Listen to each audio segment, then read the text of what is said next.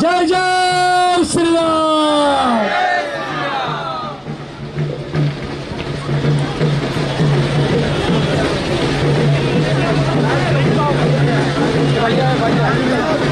बोलिए भारत माता की, भारत माता की जय जय श्री राम। सियावर रामचंद्र की। वैसे यहाँ पर बैठे हैं आदरणीय रविंद्र राय जी।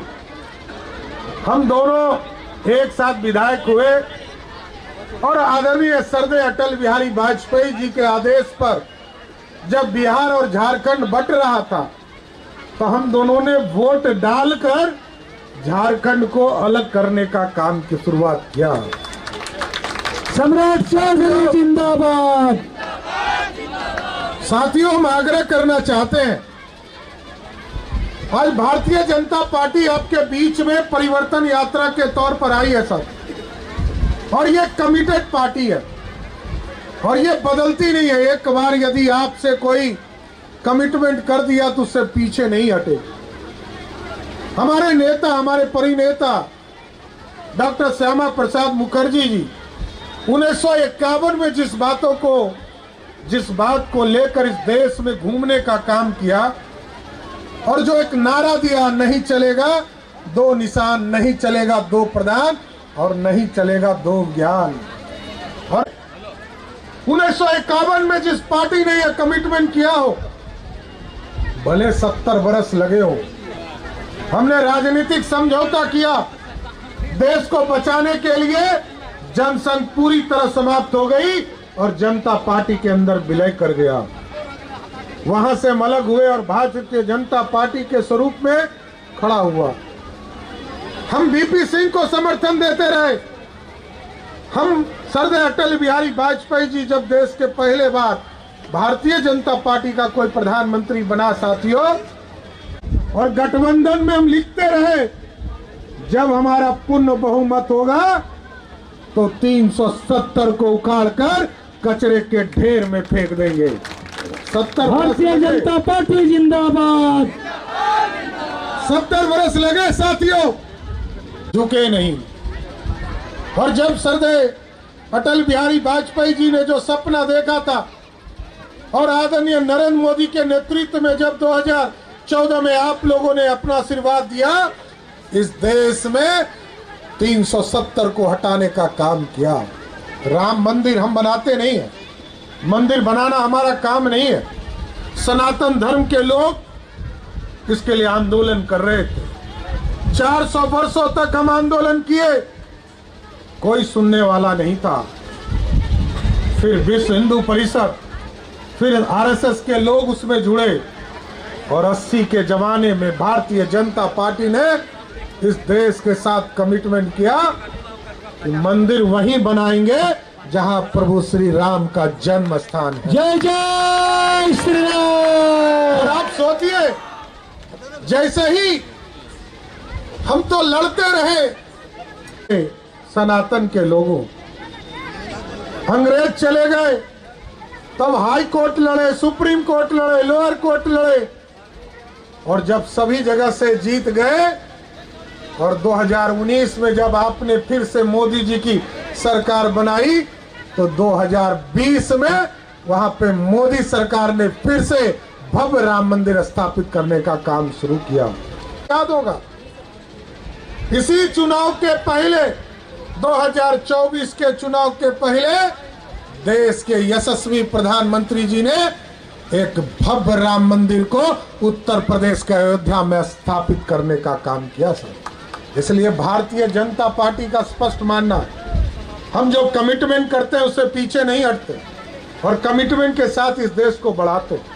और याद कीजिए साथियों, हम लोग इसी बिहार झारखंड में पले हैं और मेरा घर भी यहाँ से 100 किलोमीटर की दूरी पर है, बहुत दूर नहीं है। आप सोचिए साथियों, इसी झारखंड को लूटने वाले 3 लोग आए। कांग्रेस पार्टी, शिबू सोरेन जी तो सो गए थे, झारखंड बटेगा कि नहीं बटेगा वो, लेकिन सरदार अटल बिहारी वाजपेयी जी ने इस देश में तीन राज्यों का गठन किया। एक झारखंड गठन हुआ, दूसरा छत्तीसगढ़ गठन हुआ और तीसरा उत्तराखंड गठन हुआ। साथियों, हमें दुख है, मैं बिहार में रहता हूं, हमें दुख होती है, पीड़ा होती है कि हमारा भाई हमसे अलग हो गया। जितना बिहार बढ़ रहा है उससे ज्यादा झारखंड बढ़ रहा है, ये सबसे बड़ी खुशी की बात है। लेकिन इसको कोई लूटे ये बर्दाश्त नहीं है। इसलिए मैंने कहा कि आज जो स्थिति बनी है इस पूरे झारखंड की, तीन तीन लुटेरे घूम रहे हैं।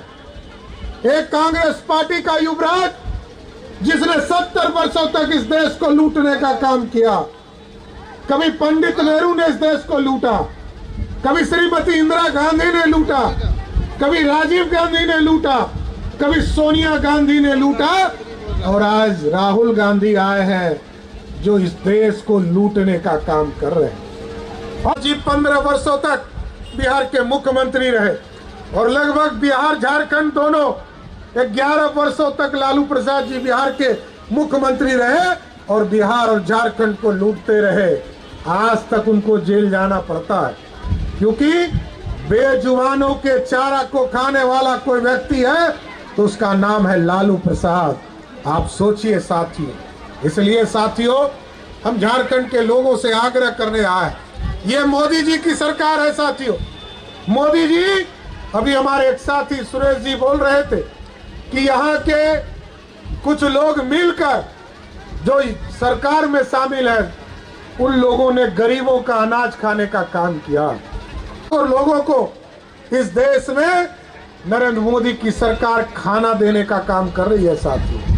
आप सोचिए, आप सोचिए, इस देश में कोई खाना दूसरे को नहीं देता है, लेकिन आपने जैसे ही नरेंद्र मोदी की सरकार बनाई साथियों, वैसे ही देश का बेटा नरेंद्र मोदी गरीबों को खाना देने का भी, अनाज देने का काम किया साथियों। और जिनको जिनको 5 किलो अनाज मिल रहा है, एक बार हाथ उठाइए तो जिनको जिनको अनाज मिल रहा है, और जिनको अनाज मिल रहा है, हम आपको बताना चाहते हैं मोदी जी ने तय किया है।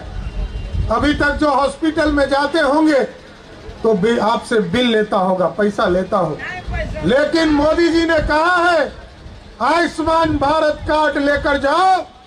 जितने लोगों को 5 किलो अनाज मिल रहा है उनके परिवार को 5 लाख तक का जो बिल होगा हॉस्पिटल का वो मुफ्त, वो श्री नरेंद्र मोदी देने का काम करेंगे साथियों। आपको देने की जरूरत नहीं पड़ेगी और आपको ताकत देने की भी जरूरत है, क्योंकि झारखंड बचेगा तभी ये देश बचेगा। आप सोचिए, आप सोचिए, कल तक प्रधानमंत्री आप देखते थे साथियों, जो प्रधानमंत्री बोलता ही नहीं था। 10 साल तक यूपीए की सरकार रही, मनमोहन सिंह इंतजार करते थे कब सोनिया गांधी बटन दाबेगी, तब वो बोलना शुरू करते थे। लेकिन आज ऐसा एक 56 इंच सीने वाला प्रधानमंत्री मिला है, जब आज यदि पाकिस्तान के तरफ से एक चुटपुटिया बम भी छोड़ा जाता है तो हिंदुस्तान के सैनिकों को कह दिया गया है यदि पाकिस्तान एक चुटपुटिया बम भी छोड़ दे, हिंदुस्तान के तरफ से तोप का गोला छोड़ने का काम किया जा रहा है साथियों। ये है, ये भारत बढ़ रहा है। और कभी मुगल लूटे हमको, कभी याद कीजिए साथियों, इस देश को कभी मुगल लूटने आए और लगभग 400 वर्षों तक मुगलों ने लूटा और कभी 200 वर्षों तक अंग्रेजों ने लूटा। लोग कहते थे भारत सोने की चिड़िया, हम चिड़िया कहता था, और सोने की चिड़िया को सभी लोगों ने लूटने का काम किया। लेकिन मोदी जी ने कहा ये आदिवासी की धरती है, ये दलितों की धरती है, ये पिछड़ों की धरती है, ये बिहार और झारखंड की धरती है। तो मोदी जी ने कहा अब सोने की चिड़िया नहीं बनाना है, अब सोने का शेर बनाना है जो दुनिया में दहाड़ने का काम कर सके साथियों। ये आप सोचिए, आज दुनिया में दहाड़ने का काम कर रहा है। आज मोदी जी अभी अमेरिका गए हुए थे, कल मोदी जी को यूक्रेन और रसिया का लड़ाई हो रहा था, और यूक्रेन के और रसिया की लड़ाई में याद कीजिए साथियों, लोग कहते थे भारत को कोई पहचानता नहीं है। मोदी जी ने फोन किया भारत के बच्चे फंस गए थे, झारखंड के बच्चे फंस गए थे, बिहार के झारखंड के बच्चे फंस गए थे। लोग मोदी जी को फोन कर रहे थे। मोदी जी ने फोन किया रसिया के प्रेसिडेंट को और कहा युद्ध रोको। यूक्रेन के प्रधानमंत्री को फोन किया, कहा युद्ध रोको। युद्ध रुक गया और युद्ध जब रुक गया तो यूक्रेन के राष्ट्रपति ने फोन करके पूछा कि भारत के बच्चे निकलेंगे कैसे मोदी जी? तो मोदी जी ने कहा जिस बच्चे के हाथ में तिरंगा होगा वही भारत का बच्चा होगा। साथियों, ये है ताकत। और आज दुनिया का दादा लोग कहते थे, लेकिन आज पुतिन ने कहा यदि यूक्रेन और रसिया का युद्ध रोकना चाहते हो मोदी को भेज दो, हम युद्ध रोक देंगे। ये है ताकत। और आज हम बड़ा गर्व से कहते हैं दुनिया के आर्थिक व्यवस्था में हम खड़े हैं, इसलिए दुनिया हमारे तरफ देख रहा। पहले भारत की ओर नहीं देखता था, लोग हमें गरीब कहता था। हमें 11वें स्थान पर आर्थिक व्यवस्था में खड़े थे। साथियों, हमारे झारखंड के लोग गरीबी में झेल रहे थे अपने जीवन को, लेकिन आज ये भारत बढ़ रहा। आबादी के हिसाब से पैसा नहीं मिलता था, लेकिन मोदी जी ने जीएसटी लाया। कोरोना जैसे भीषण दौर को भी हम लोगों ने देखा और ये सारे चीजों को देखने के बाद पूरी व्यवस्था खड़ी की। हमें 11वें स्थान पर अर्थव्यवस्था में खड़े थे। आज मोदी जी के नेतृत्व में आपको जानकर आश्चर्य होगा, हम 11वें स्थान से अंग्रेजों को ही हराकर, जिसने 200 वर्षों तक राज किया, उसी अंग्रेज को हराकर हम 5वें स्थान पर पहुंच गए हैं और आपने जिताया है। और बिहार के साथ साथ झारखंड का परिवर्तन कीजिए। यहाँ परिवर्तन की जरूरत है साथियों। बिहार में परिवर्तन हम लोगों ने लोकसभा चुनाव के पहले करा लिया, अब यहाँ झारखंड को परिवर्तन कीजिए। आदिवासी का सम्मान बचाना चाहते हैं, क्योंकि राहुल गांधी देश और दुनिया में जाकर ये कह रहा है कि कर देंगे। हम आदिवासी लोगों से, आदिवासी भाइयों से, बहनों से आग्रह करना चाहते हैं, हम दलित भाइयों से आग्रह करना चाहते हैं, क्योंकि राहुल गांधी का परिवार पूरी तरह उनके डीएनए में ही आरक्षण विरोधी है। उनके पिताजी, उनके दादाजी, उनकी दादी जी और उनके दादा पंडित नेहरू ने भी आरक्षण का विरोध किया था। लेकिन मोदी जी की गारंटी है, जब तक मोदी जी है किसी आदिवासी का कोई आरक्षण, कोई बाई का लाल छीन नहीं सकता है। साथियों, यह स्पष्ट रही है। इसलिए यहाँ जो परिवर्तन का दौर चल रहा और जो स्थिति बनी हुई है, हम जरूर आग्रह करेंगे आप लोगों से कि पूरी तरह झारखंड को समृद्ध बनाना है।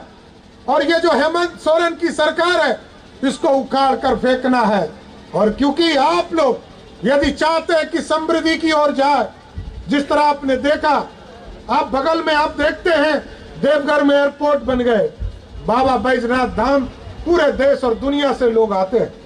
आज वहां एयरपोर्ट बन गया, एम्स बन गया, 4 लेन सड़कें बन रही है, वंदे भारत ट्रेन चलाया जा रहा है। गिरी और विकसित करने की जरूरत है।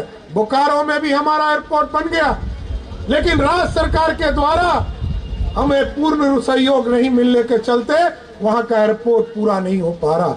इसलिए आज गिरिडीह की जनता से हम आग्रह करेंगे, निवेदन करेंगे, ये जो परिवर्तन यात्रा है, ये पूर्ण रूप से बाबूलाल मरांडी जी, अर्जुन मुंडा जी सबके नेतृत्व में जिस तरह बिहार और झारखंड एक होकर चल रहा था और पहला मुख्यमंत्री के तौर पर बाबूलाल जी यहाँ पर बने थे, इसलिए आज संकल्प लीजिए, ये परिवर्तन यात्रा तब तक जारी रखेंगे जब तक हेमंत सोरेन को फिर से जेल के अंदर और बिहार झारखंड की जनता सत्ता से बाहर नहीं करेगी। साहब, इसलिए कहेंगे, निवेदन करेंगे कि देश के यशस्वी प्रधानमंत्री आदरणीय नरेंद्र मोदी जी को झारखंड से ताकत देने का काम कीजिए, क्योंकि आपके ताकत के बिना कोई अच्छा काम नहीं हो सकता। लोग सोचते हैं एक वोट से क्या होगा, आपने एक वोट दिया इसलिए आज मोदी जी सत्ता में बैठे हैं। और यदि एक वोट फिर और दिसंबर और जनवरी में आप यदि भाजपा को दीजिएगा तो फिर से भाजपा की सरकार होगी। यही आग्रह और निवेदन करते हुए अपनी बातों को समाप्त करूंगा कि परिवर्तन यात्रा को पूर्ण रूप से समर्थन देने का काम कीजिए। और जरूर एक आश्वस्त करता हूं आप लोग, इसने भगवान राम के जन्म स्थान को स्थापित करने का काम किया। आज झारखंड के लोगों को बताना चाहता हूं कि देश के यशस्वी प्रधानमंत्री नरेंद्र मोदी जी के नेतृत्व में और बिहार के लोकप्रिय मुख्यमंत्री नीतीश कुमार के नेतृत्व में हम लोगों ने भी तय किया कि जिस तरह उत्तर प्रदेश में भगवान राम का जन्म स्थान था, वहां भव्य राम मंदिर बना दिया गया। उसी तर्ज पर हम सीतामढ़ी, जो बिहार में सीतामढ़ी जिले में मां सीता का जन्म स्थान है, वहां भी भव्य सीता मंदिर बनाने का काम हम लोग करने का जा रहे हैं सर। इसलिए आज इस परिवर्तन यात्रा के माध्यम से आपसे यही आग्रह करते हुए अपनी बातों को विराम दूंगा कि एक एक वोट और एक एक तैयारी कीजिए कि हेमंत सोरेन को उखाड़कर भाजपा की सरकार बनाना है। बहुत बहुत धन्यवाद।